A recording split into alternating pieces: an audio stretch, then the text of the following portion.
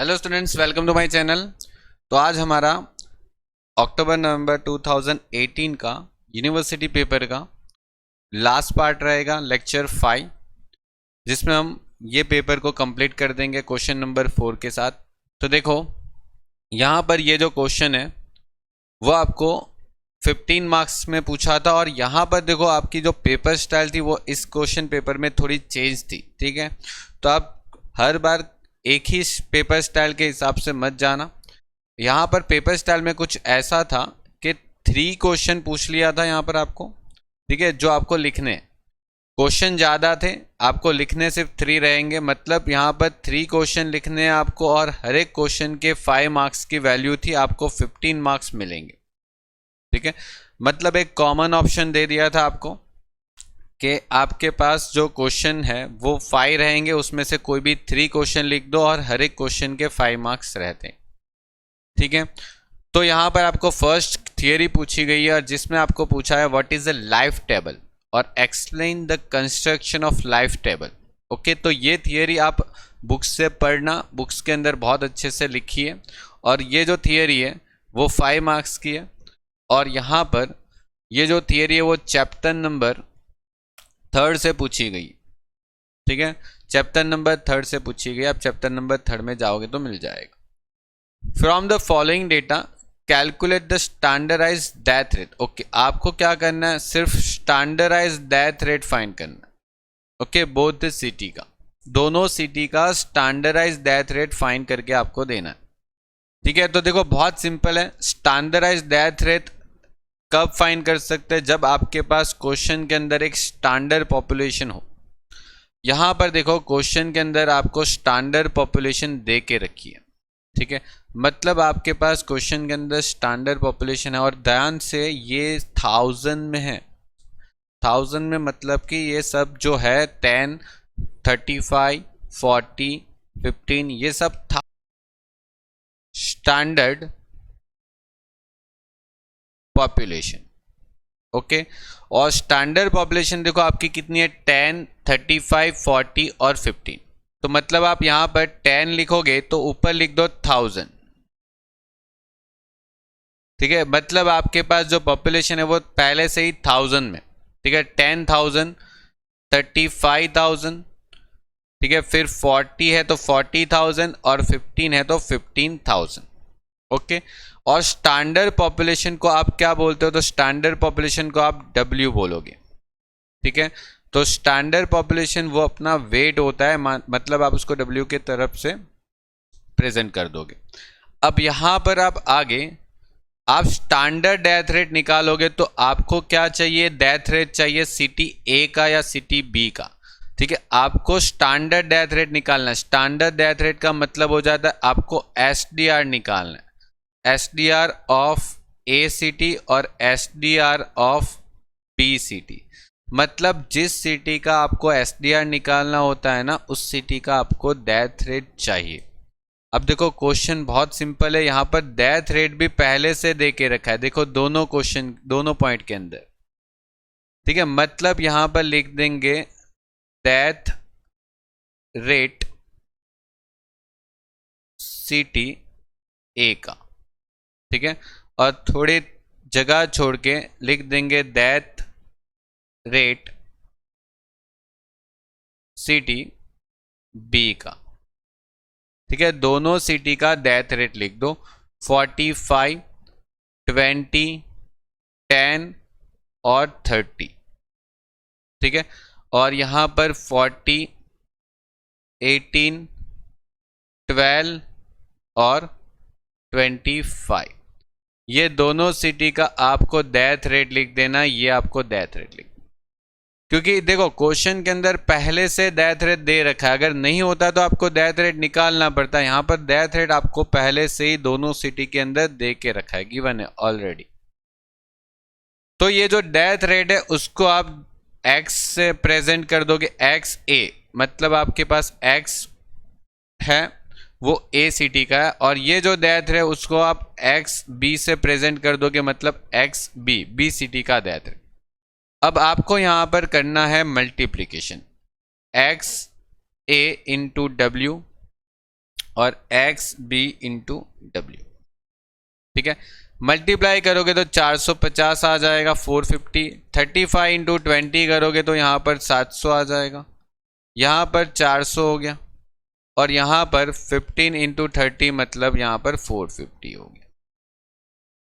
इसको टोटल कर लो, मतलब देखो 450 प्लस 700 प्लस 400 प्लस 450 मतलब आपका यहाँ पर 2000 आंसर आएगा।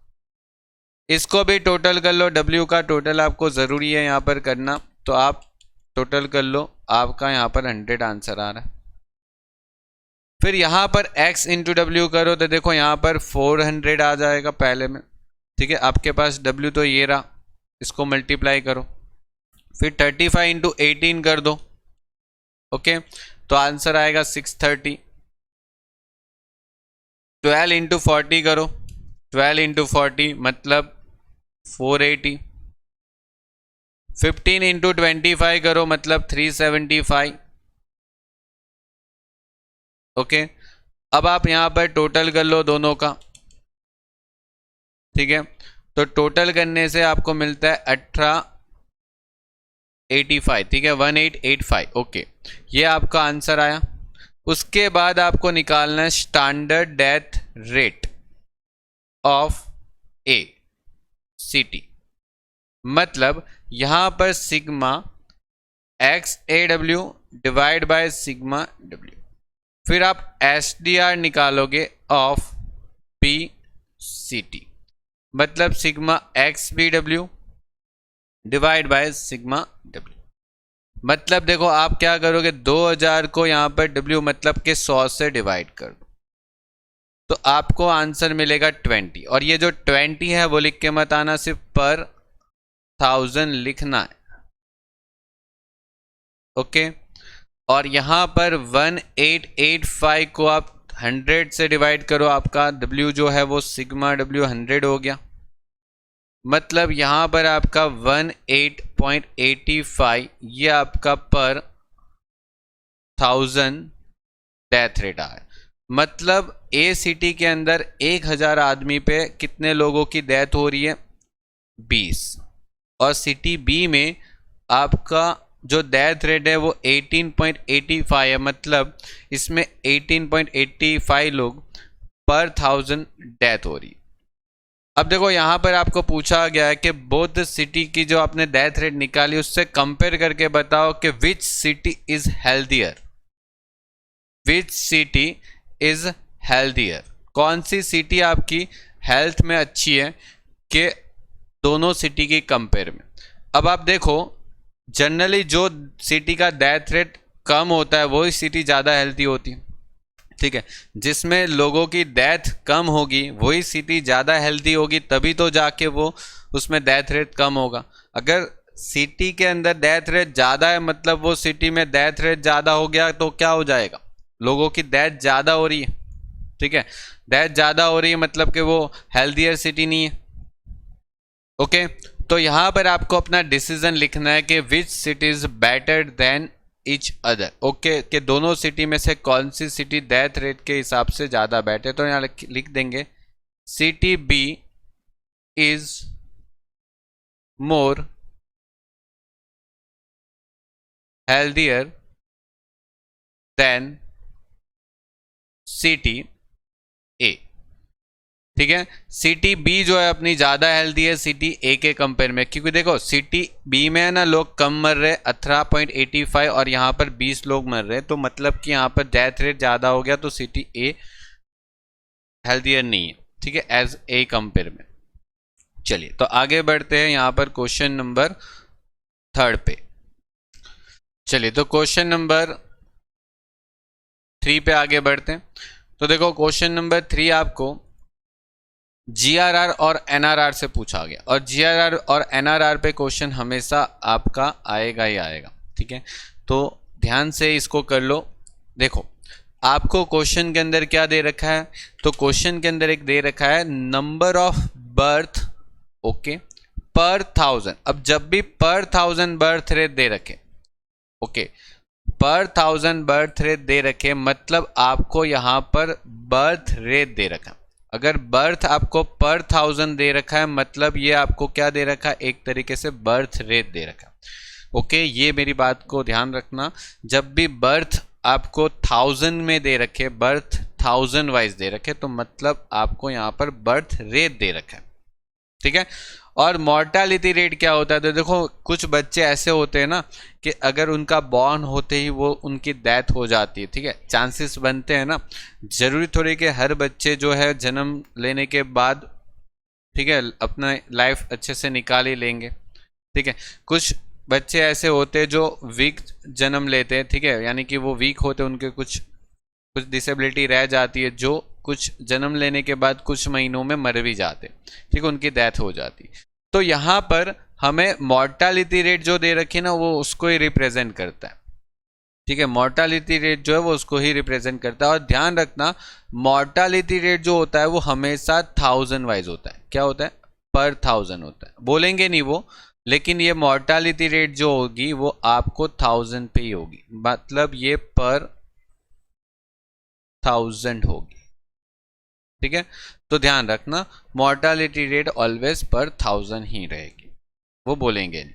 अब आगे बढ़ते हैं कि जीआरआर कैसे निकाल और एनआरआर कैसे निकालते, ठीक है। चलो देखो, ठीक है, तो चलो देखो आपको करना क्या है, तो पहले आपको यहां पर क्वेश्चन में लिखना है नंबर ऑफ बर्थ पर 1000, मतलब यहां पर एक तरीके से लिख दो नंबर ऑफ बर्थ और यहां पर लिख दो 1000 वाइज। ओके, आपको 1000 वाइज बर्थ दे रखा है, मतलब देखो पहले में 150 है, दूसरे में 1400 है, फिर आप 1800 लिख दो, फिर आप 800 लिख दो, फिर आप 500 लिख दो, फिर 200 और फिर 100, ठीक है।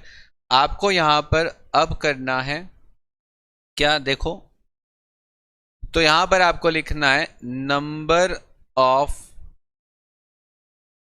Female birth. Okay, female birth. अब ये कैसे निकालेंगे, तो देखो आपके पास ये जो फर्स्ट बॉक्स आया ना ए, उसको आप क्या करोगे 48 से मल्टीपल करोगे। अब ये 48 कहां से आया, तो देखो यहां पर दिखा है मेल और फीमेल, मतलब देखो क्वेश्चन के अंदर अगर मेल 52 होगा ना तो फीमेल जो है वो कितनी होगी 48 होगी, ये आपको क्वेश्चन में बोला है, ठीक है, क्वेश्चन के अंदर ये बोल के रखा है। मतलब इन दोनों का टोटल देखो कितना हो रहा है 100 हो रहा है, मतलब ये 52% हो गया, ये 48% हो गया, ठीक है, दोनों का टोटल 100 हो रहा है, मतलब ये मेल जो है वो 52% हो गया, फीमेल जो है वो 48% हो, ठीक है। मतलब यहां पर आप 48% कर दोगे, यानी देखो 150 का, यानी देखो ये जितनी भी अमाउंट है उन सबको 48% कर दो, आपको अपना आंसर पहले मिल जाएगा 48%। ओके, 150 का कितना आ गया 72, फिर 1400 का 48% मतलब 672, फिर 1800 का 48% मतलब 864, फिर 800 का 48% मतलब 384, 500 का 48% मतलब 240, 200 का 48% 96 और 100 का 48% मतलब 48 हो गया। यानी नंबर ऑफ फीमेल बर्थ, और ये भी तो पर 1000 में ही आएगा, ये भी किस में आने वाला है पर 1000 में ही आएगा, ये भी पर 1000 पे आएगा, ठीक है, क्योंकि आपने ये भी तो 1000 में था, अपना आगे वाला डेटा 1000 में होगा, तो उसको अगर आप परसेंटेज करोगे 848%, तो वो भी तो पर 1000 का ही डेटा निकलेगा ना। तो यहां पर अभी इसको टोटल कर लो कितना आ रहा है, तो देखो 72, 672, 864, 384, 240, 96 और 48 कितना टोटल आ रहा है, तो देखो आपका टोटल आ रहा है 2376। ओके, और 2376 जो है ना वो आपका क्या आया, 2376 जो है वो आपका क्या आया, वो आपके पास आया जो आपने टोटल फीमेल बॉर्न हुई वो, ठीक है, नई लड़कियां कितनी जन्म लेके आई वो, ठीक है। और अगर चाहो तो इसका भी अगर आप टोटल करोगे तो भी चलेगा, देखो इसका टोटल करके देख लो, देखो 150, 1400, 1800, 800, 500, 200 और 100, मतलब देखो इसका टोटल क्या आ रहा है 4950। तो अगर आप इसके टोटल को भी यहाँ पर 48% करते हो, ठीक है, 48% करते हो तो देखो आपको अपना आंसर मिल जाएगा। ठीक है, मतलब देखो टोटल 4950 नए बच्चों ने जन्म लिया। ठीक है, उसमें से 48% कौन थी, लड़कियां। ठीक है, जो नए बच्चों ने जन्म लिया उसके अंदर 48% कौन थी, लड़कियां। तो टोटल लड़कियां क्या आ गई, 2376। अब आपको यहाँ पर GRR निकालना। ठीक है, तो GRR कैसे निकालोगे, जो नई लड़कियां ने जन्म लिया वो, उसको आप डिवाइड करोगे 1000 से। ठीक है, मतलब 2376 को अगर आप 1000 से डिवाइड करते हो तो 2.376 पर फीमेल। ओके, ये आपका आंसर आ जाएगा, पर फीमेल कितनी नई लड़कियां ने जन्म लिया। ठीक है, अब यहां पर आगे बात करते हैं हम NRR। ठीक है, GRR का मतलब हो जाएगा ग्रॉस रिप्रोडक्शन रेट। ओके, और NRR का मतलब हो जाएगा नेट रिप्रोडक्शन रेट। ओके, अब देखो ये कैसे निकालेंगे। तो देखो नेट रिप्रोडक्शन रेट निकालने का तरीका देखो, यहां पर आपको मॉर्टालिटी रेट दे रखा है। अब देखो क्वेश्चन के अंदर मैंने क्या बोला था, ये मॉर्टालिटी रेट जो होता है ना वो हमेशा 1000 में होता है। किस में होता है, हमेशा 1000। तो मॉर्टालिटी रेट जो है ना उसको 1000 से डिवाइड कर लो, यानी इन सबको 1000 से डिवाइड कर लो, सबको पहले पहले सबको 1000 से डिवाइड कर लो, इतना कर पाओगे। ठीक है, सबको 1000 से डिवाइड करोगे तो आंसर आएगा 0.11, इधर 0.18, इधर 0.14, इधर 0.20, इधर 0.21, इधर 0.23, इधर 0.24। ठीक है, सबको 1000 से पहले डिवाइड करना है मॉर्टालिटी रेट के अंदर। ठीक है, इतना पहले कर लो। ओके, और इसके बेस पे आप क्या निकालोगे, तो देखो इसके बेस पे आप सर्वाइवल फैक्टर निकालोगे। क्या निकालोगे, survival factor. Okay, survival rate निकालोगे, मतलब सर्वाइवल फैक्टर। सर्वाइवल रेट कैसे निकालोगे, तो 1 माइनस मॉर्टालिटी रेट। मतलब आपने जो मॉर्टालिटी रेट अभी निकाला ना, कितना, ये सब जो मॉर्टालिटी रेट निकाला उसको आप 1 में से माइनस कर दोगे। ठीक है, तो आप मॉर्टालिटी रेट को 1 में से माइनस कर दो। देखो मतलब कि यहां पर 1 माइनस 0.11 कर दो, 1 माइनस 0.18 कर दो। ठीक है, फिर यहां पर 1 माइनस 14 कर दो, 1 माइनस 0.14, 1 माइनस 0.20। ठीक है, 1 माइनस 0.21, 1 माइनस 0.23 और 1 माइनस 0.24। ओके, फाइनली जो आपको मिलेगा वो आपका सर्वाइवल फैक्टर मिलेगा। और ये सर्वाइवल फैक्टर जो आपको मिलेगा, मतलब कि जो नए बॉर्न होते हैं ना बेबीज के, उसमें से जो बेबीज जिंदा रहने वाले हैं आगे, वो आपको उसका रेट मिल जाएगा। ठीक है, मतलब यहाँ पर 0.89, यहाँ पर 0.82, यहाँ पर 0.86, यहाँ पर 0.86, यहाँ पर 0.80, यहाँ पर 0.79, यहाँ पर आपको मिलेगा 0.77 और यहाँ पर 0.74, सॉरी 76। ओके, तो ये जो आपको मिला उसको फिर आप मल्टीप्लाई करोगे किसके साथ, तो ध्यान से, ये आपका बी वाला जो लाइन है ना उसको आप यहाँ पे सी वाली लाइन से मल्टीपल करोगे। बी वाली जो लाइन है यानी जो आपकी सेकेंड लाइन है, यानी उसको आप सी यानी कि थर्ड मॉर्टालिटी रेट माइनस करके जो आपने सर्वाइवल रेट निकाला उसके साथ आप मल्टीप्लाई करोगे। ओके, मतलब आपको यहां पर क्या मिलेगा, number of female child survival. Okay, कैसे, तो बी को आप सी से मल्टीपल करोगे, यानी ये दो लाइन को मल्टीपल करोगे। तो देखो 72 इंटू 0.89 कितना आ रहा है, तो देखो 64.08 आ रहा है। 672 को 0.82 से मल्टीपल करो तो 551.04 आएगा। 864 को 0.86 से मल्टीपल करो मतलब 743.04 आएगा।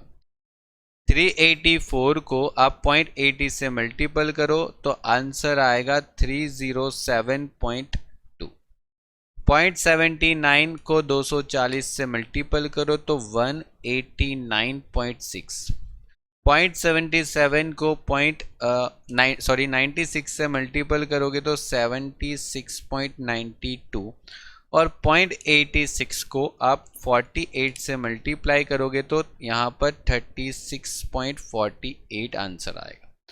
मतलब अब देखो यहाँ पर टोटल करोगे तो आपका यहाँ पर जो टोटल है वो 1965.36 और ये जो टोटल है उससे आप NRR निकाल सकते हो। 1965.36 को आप 1000 से डिवाइड कर लो, आपका आंसर है 1965 पर फीमेल। ठीक है, पर फीमेल यानी एक फीमेल पे 1.96 जो नई बेबीज है जिसमें फीमेल बेबीज होगी वो जिंदा रह जाएगी, मतलब लिव कर जाएगी। ठीक है, तो ये आपका नेट रिप्रोडक्शन रेट आ गया और ये ग्रॉस रिप्रोडक्शन रेट भी यहां पर आ गया। सिंपल क्वेश्चन था। चलो आगे बढ़ते हैं। आपको देखो यहां पर एक थियरी पूछी है, what is a whittle statistics. Okay, और यहां पर स्टेट्स इट्स यूज। तो ये बुक्स में चैप्टर नंबर 4 के अंदर आपको 3 के अंदर आपको मिल जाए। ये बुक्स में आपको चैप्टर नंबर 3 के अंदर आपको मिल जाएंगे। ठीक है, अब उस चैप्टर में जाके देख लो। कंप्लीट। चलिए अब देखो मैं आपको क्वेश्चन नंबर 5 कंप्लीट करवा देता हूँ। देखो लाइफ टेबल से एक क्वेश्चन आएगा, ही कंपलसरी है। ठीक है, लाइफ टेबल से एक क्वेश्चन कंपलसरी आएगा। देखो x, L x, T x, T x, Q x, L x, T x और ई एक्स होता है। यहां पर आपको डेटा दे रखा है कुछ और कुछ डेटा मिसिंग है। जो मिसिंग डेटा है वो आपको फाइंड आउट करके देना है उनको। ठीक है, जितने डेटा है वो मैं यहां पर लिख देता हूं, बाकी के आपको मिसिंग डेटा फाइंड आउट करके देना है। ठीक है, तो ये आपका हो गया यहां पर।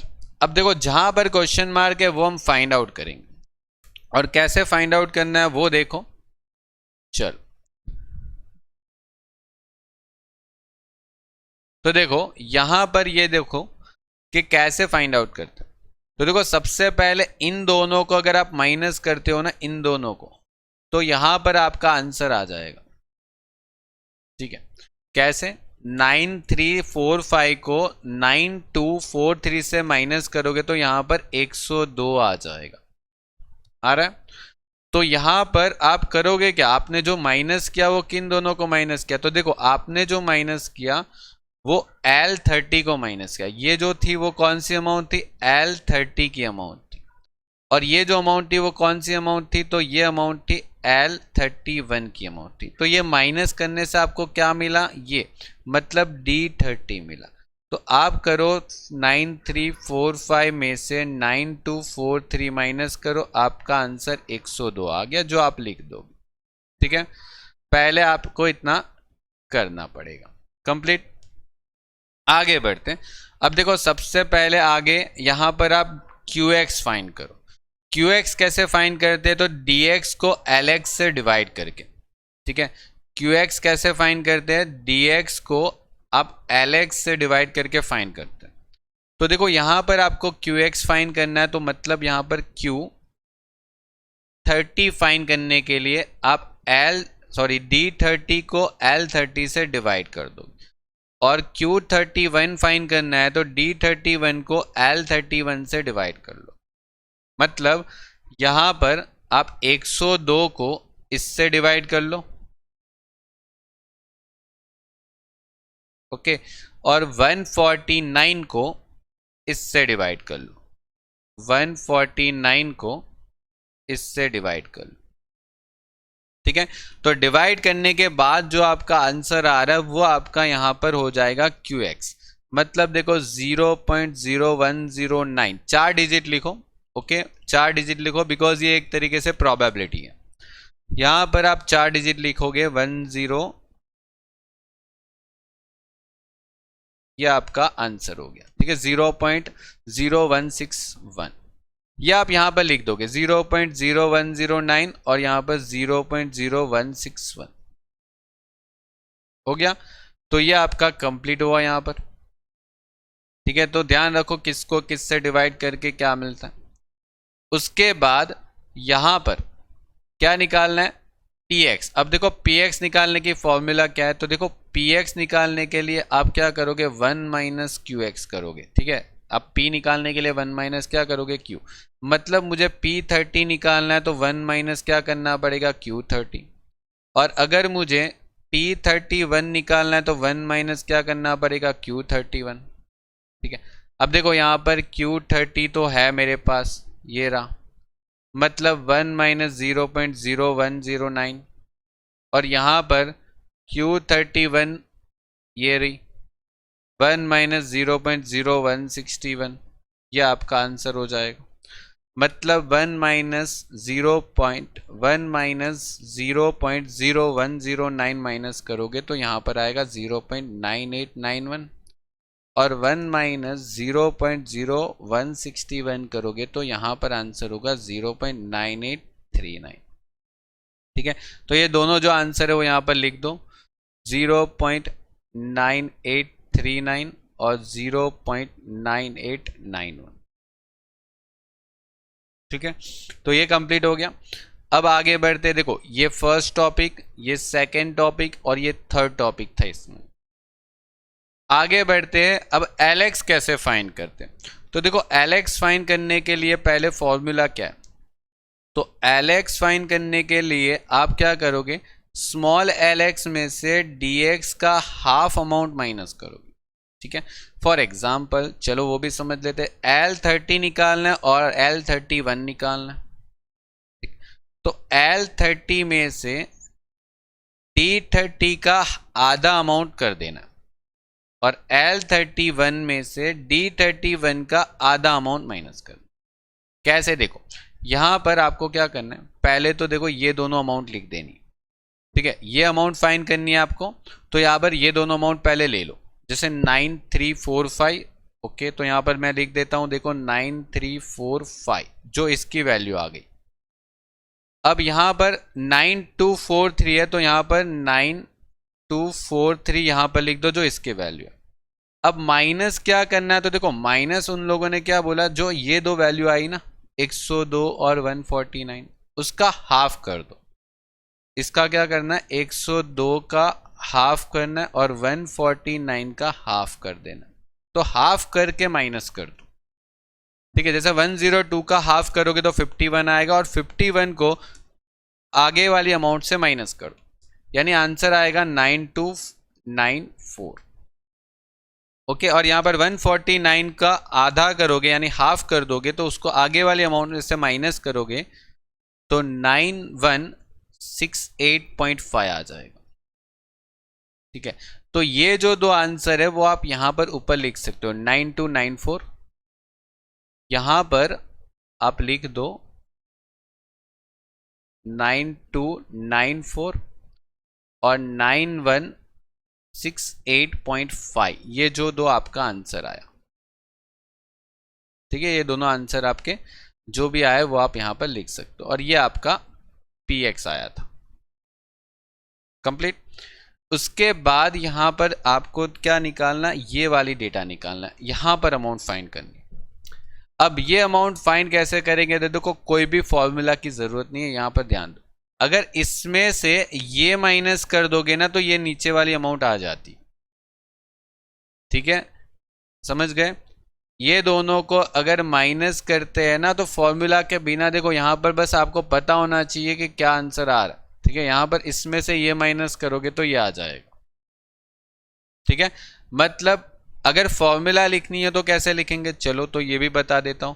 पहले एक काम करो, इसमें माइनस करके देख लो, 163819 में से 9294 माइनस कर देंगे तो यहां पर आपका आंसर आ जाएगा 154525। ठीक है, अब देखो यहां पर लिखना कैसे। तो मैंने ये जो अमाउंट फाइंड की वो कौन सी अमाउंट थी, 31, कौन सी, T31 थी ना। मतलब देखो मैंने जो अमाउंट लिखी वो T31 की थी। तो T31 कैसे फाइंड किया था, तो मैंने T30 में से L30 को माइनस कर दिया था। ठीक है, अब T30 क्या था, 163819 था, और ये क्या था L30 तो 9294 था। तो फाइनली मुझे आंसर क्या मिला था, 154525। ये मेरा आंसर मिल गया था। तो देखो फॉर्मूला बना सकते हो आप ऐसे। ठीक है, आप इसी तरीके से काम करके फॉर्मूला बना सकते हो। ठीक है, चलिए आगे बढ़ते हैं अब नेक्स्ट पे। अब देखो नेक्स्ट लास्ट वाला डिजिट रह गया। अब लास्ट वाले डिजिट में करना क्या है, देखो ये अमाउंट को इससे डिवाइड करना है। ठीक है, इसको हमें इससे डिवाइड कर देना है, यानी लास्ट वाला डिजिट मिल जाएगा। यानी 163819 को आप 9345 से डिवाइड कर दो तो आपको यहां पर 17.53 मिल गया। ठीक है, अब इसको लिख दो। ठीक है, कि ये कौन सा था, 30 की वैल्यू थी।